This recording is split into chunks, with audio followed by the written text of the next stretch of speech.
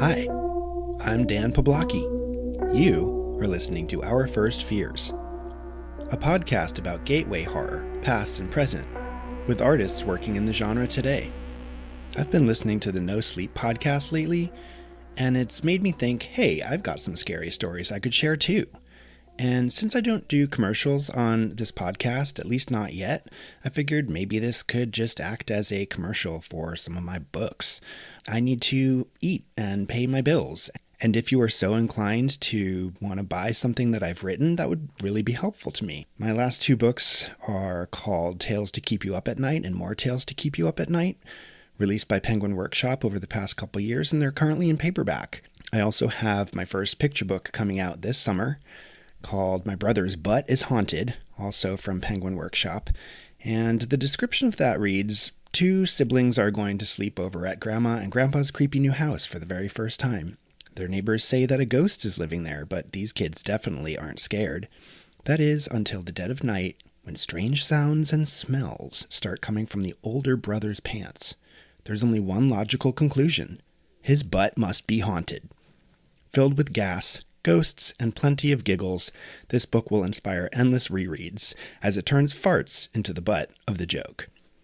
There's a pre-order link on my website, danpoblocki.com. I'd really appreciate it if you could maybe click on that and see if you are interested in buying this for your brother or your sister or a family member, for your kids, for your dad, anybody who likes a good fart joke, or a ghost story, because it's a little bit of both. Anyway, now that that's out of the way, I thought it would be fun to sort of share a story with you, No Sleep podcast style, from my book, Tales to Keep You Up at Night, and maybe tell you a little bit about where this story came from. The story I want to tell you is called The Psychopath's Tarot, and it feels very much appropriate now, at least for people living in the north and northeast of the United States. Wintertime has frozen us solid, and this is a very chilly story. You can listen to it with your kids, with a loved one, by yourself. It's a chilly story set for some chilly times, and I hope you like it. The Psychopath's Tarot by Dan Poblocki. That's me. It is dusk when you arrive at the house in the woods. "We made it," says Tay from the passenger seat. Kylie shifts the gear into park, rolling her eyes, exhausted from the 2-hour drive. The log cabin is surrounded by birch trees, white paper bark blending into the snowy landscape like camouflage. The roof is steeply pitched tin that makes heavy snow slide right off. Porch lights cast a golden glow onto untouched white. Several window panes beam slatted illumination through drawn blinds. As pretty as always, you say.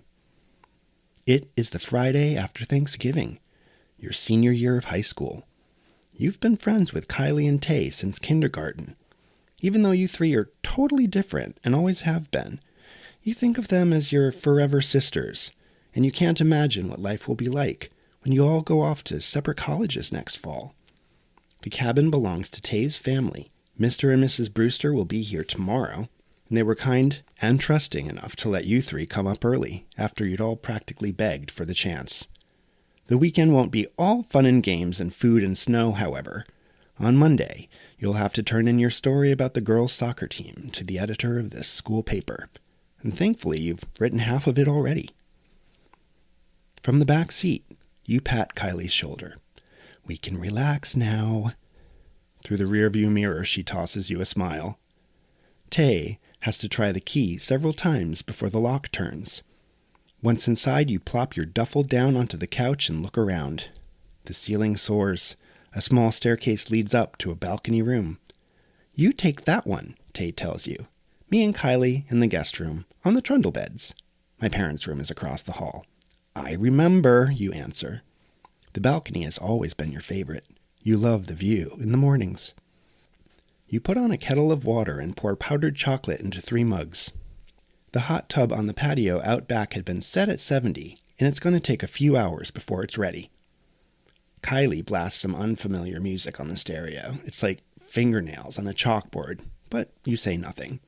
She bops around for a bit before examining the books on the shelves under the windows. "What game should we play first?" you ask. holding your hand over the kettle spout, impatient for the water to boil. How about passwords? That one's better with more than 3 people, says Tay. Maybe Monopoly? Too stressful, says Kylie. You laugh, remembering what happened the last time you 3 opened that box. Parcheesi is always a good time, you suggest. For our grandparents, Tay mutters. We could attempt the new one I brought, you say. There are these cards that... Kylie interrupts. What about these cards? She pulls a deck from the bookshelf. On the front of the box is the image of a dark-haired man in white and red robes. One hand points at the sky. The other points to the ground. On a table before him sit a number of strange objects. A word pops into your head. Magician. Tay gasps. That's not a game. Those are tarot cards. Duh, says Kylie. My auntie has this same deck. You shake your head. What are they for? Telling the future. Kylie sits at the table in the small kitchen, opens the box, and removes the contents. She fans the cards out before her. The backs are dark blue and covered with tiny white stars. Where did they come from? Tay goes on. They don't belong to my family. Our pastor says, Is your pastor here? Kylie asks, all honey-eyed, with a hint of spice. Tay clamps her mouth shut. Anyone want a reading? There's a pause in the music. The kettle begins to whine. Before it can scream, you snatch it off the burner and fill the mugs. I'll take one if you do one for yourself first. Tay crosses her arms. Pastor Jane says cards like those are loads of fun, Kylie says. You place a mug before her. You hand another to Tay. Now sit down, both of you. Minutes later, you've dimmed the lights and the music. A candle flickers inside a glass sleeve in the center of the table. Tay sits across from you, wearing a dubious expression, but she knows enough to not go up against Kylie when Kylie has her mind set. Kylie shuffles the deck end over end and then cuts it into 2 before fluttering the cards back into a single pile. She divides the pile in thirds and then puts it randomly together again. She does this twice more and then sets them face down beside her steaming hot chocolate. Aren't you supposed to ask a question or something? Tay mentions. Oh, but I have, Kylie answers with a grin. She holds a finger to her temple. In here. What did you ask? You think about everything you'd like to know. Which school will you get into? Will Jillian Yee ask you to prom?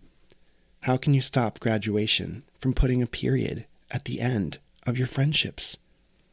It's a secret, says Kylie mysteriously, turning over the first card and setting it onto the table. She stares at the card with a look of bafflement. What's wrong? Asks Tay. Kylie answers slowly. I know this deck, but I've never seen this card before. You and Tay lean in for a better look. The image on the card shows a silhouetted figure standing in some dark woods. Overhead, a starry sky tries to peek through spotty clouds. The person in the picture is clutching something sharp, held against their leg. That's creepy, says Tay. What's it mean? Kylie shakes her head and picks up the box the cards came in. It shouldn't be in here. After reading the brief description on the box, she picks up the deck and flips it over. Rifling through the images, she looks satisfied. These are the cards I remember. Then, pointing at the weird one on the table, she says, maybe this one is just a fluke, shuffled in from a different deck. Toss it out, Tay suggests. But I picked it, Kylie squints. We can make up our own meaning. Tay blinks, unsure. What's it mean to you? You ask. Well, this position usually represents the question itself, Kylie answers. My auntie says you can discern what a card says by looking at the cards surrounding it. Each card in the sequence is like a sentence in a story. So then what's the next sentence? Tay asks.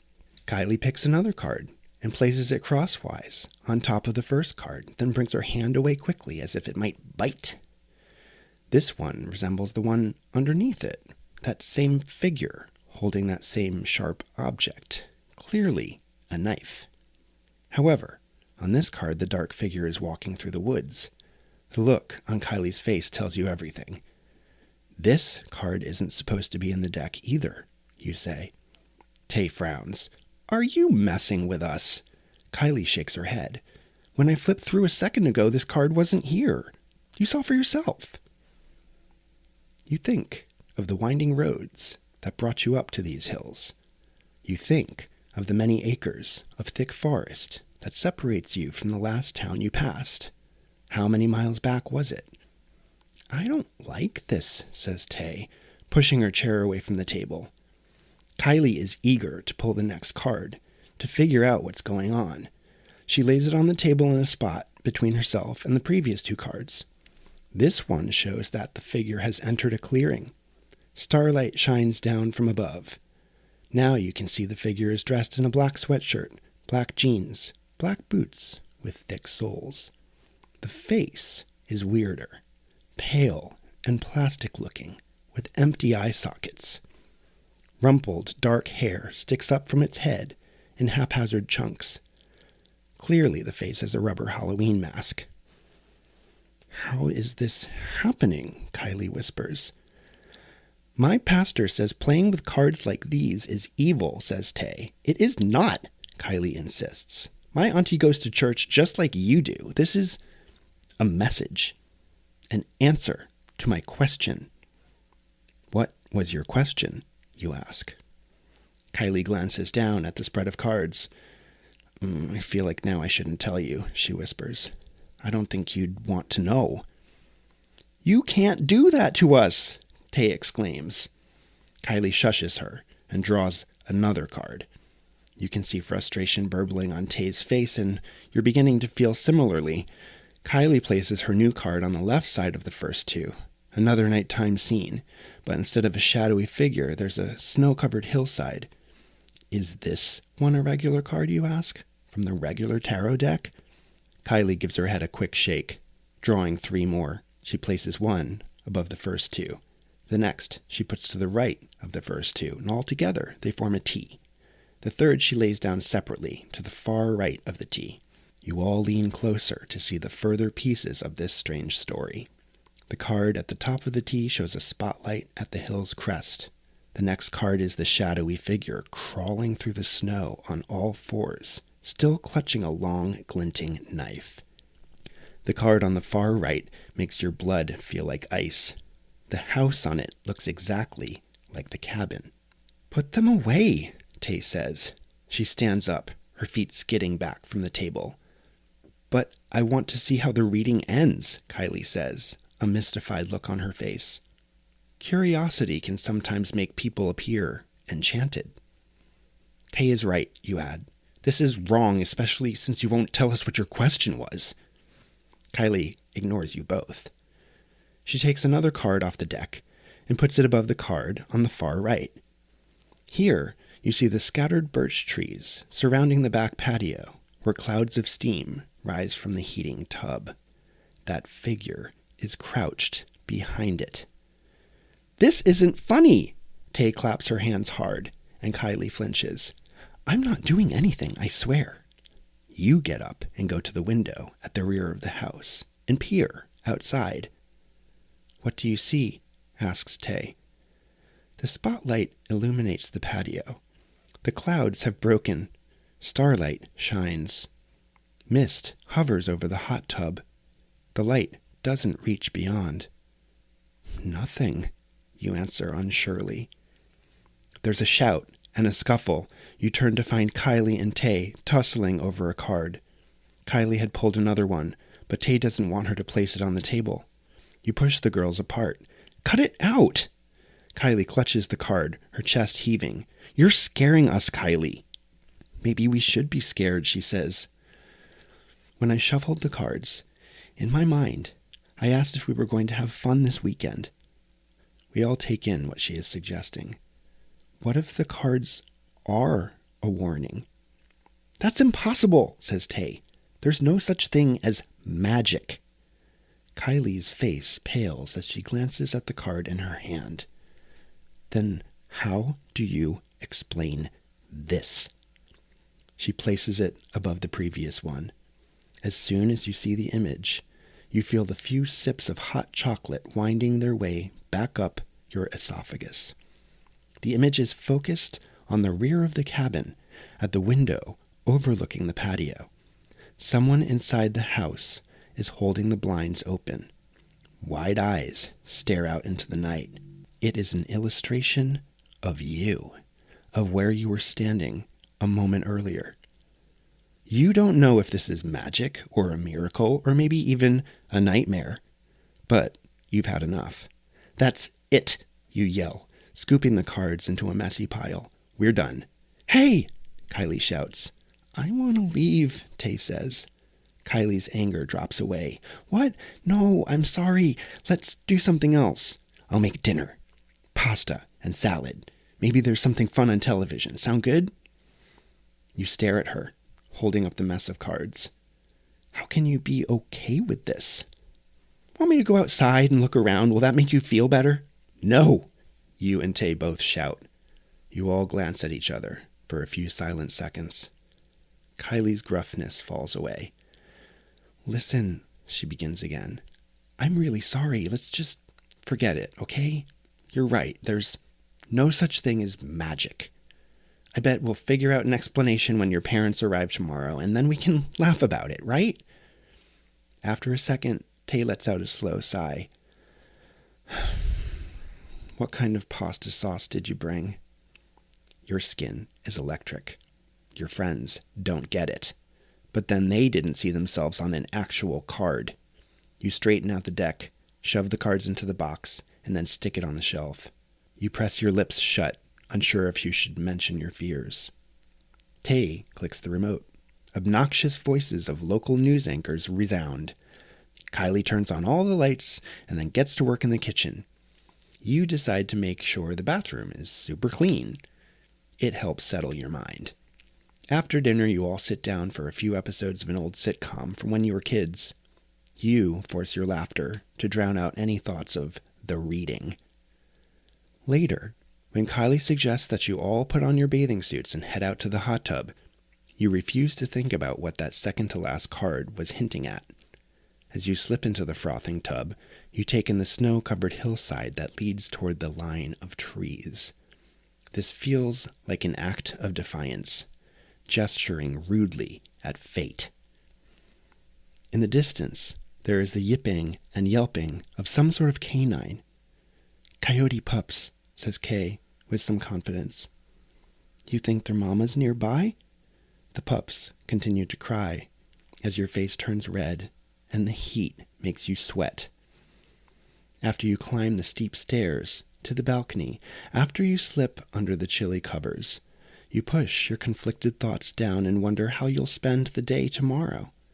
Tay's parents won't arrive until the afternoon. Maybe you'll drive into town for breakfast, and later you'll try for a hike on the trails to one of the local caves. Maybe the waterfalls have frozen over. You'll bring your camera. Maybe you'll capture something truly magical.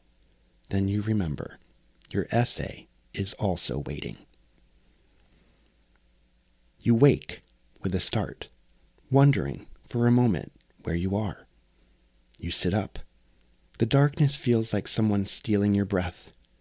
You reach for the lamp next to the bed, and when the glow reaches across the balcony floor, you remember that you're at the cabin. Downstairs, one of your friends is snoring loudly. Tay, probably. She's the heaviest sleeper. Cold shocks your bare feet on the floor. You make your way downstairs to the bathroom. As you wipe sleep from your eyes, you feel a sudden panic. Through the blinds, you can see the spotlight illuminating the patio at the rear of the cabin. Someone forgot to turn it off. Your vision lands on the bookshelves beneath the windows. Curious, you kneel. Your fingers settle on the box. You take the cards into your lap. There was one card left in Kylie's spread, one last sentence in the story the cards were trying to tell.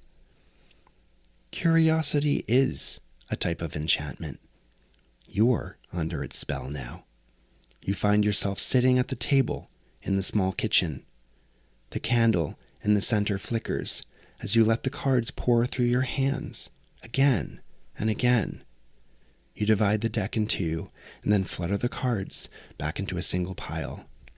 Then, just like you saw Kylie do earlier, you cut the deck in three and then put it together again, and you do this twice more. You know what's going to happen. You want to stop, but something won't let you. You place the deck face down. Shadows dance all around. At the end of the hall, someone's breath halts, then settles back into a steady rhythm. You reach for the card on top.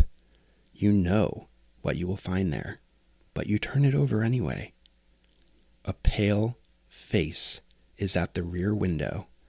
Empty eye sockets peering through a gap in the blinds, the tip of the blade tap, tap, tapping against the glass. It is, in fact, the last sentence in your story.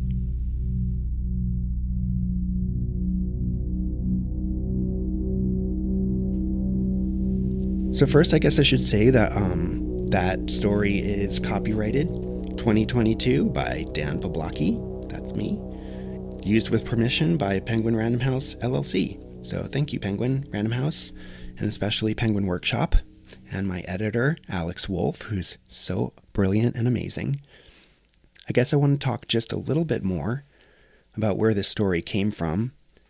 Ultimately, I'm a huge fan of ghost stories, clearly, and one of my favorites is M.R. James. His story, The Mezzotint, basically was the inspiration for the Psychopath's Tarot. The idea of an image that keeps shifting and some evil thing getting closer and closer to a house where the viewer resides. So it's kind of played with that. I wanted to play with the idea of making a slasher story that could be appropriate for middle grade readers to read by themselves, to read with their families, to read with each other. And of course, anybody who knows me or who's listened to this podcast knows how much I love Alvin Schwartz's Scary Stories to Tell in the Dark. And those illustrations by Stephen Gammell are so terrifying. So those things really did inspire me to put this story together, and I've always been fascinated by tarot images and the idea of divination readings, and, the idea that some people think that they're evil, some people use them to meditate. These are all sort of the things that sort of were going through my mind as I was creating the story. And actually, this cabin and this experience did happen to me. Not with a tarot deck, and not with some scary person knocking on the window late at night, but I did take a trip with some friends out to a cabin southeast Ohio, not far from Hocking Hills Park. And it was frozen, and everything was coated in white, and it was so chilly, and we could hear those coyote pups whining in the distance. So really, it's a mix of my own personal experience, taking that, playing with it, adding in dash of The Mezzotint by M.R. James, and Scary Stories to Tell in the Dark. So I hope you enjoyed it. The book is available in paperback, and its companion, More Tales to Keep You Up at Night, is also available in paperback. You can order them on my website, danpoblocki.com, or on the Penguin Random House website on my author landing page. I know this is a different kind of episode to post. Let's call it a bonus. I hope you like it. I may do another one soon. I have some interviews scheduled in the next few weeks with some more writers and artists to talk about our first fears, the things that scared us, and I can't wait for you to hear those as well, as soon as they're available. So stay tuned, watch this space. Thank you for your precious time. I'm Dan Poblocki, wishing you sweet dreams and pleasant nightmares.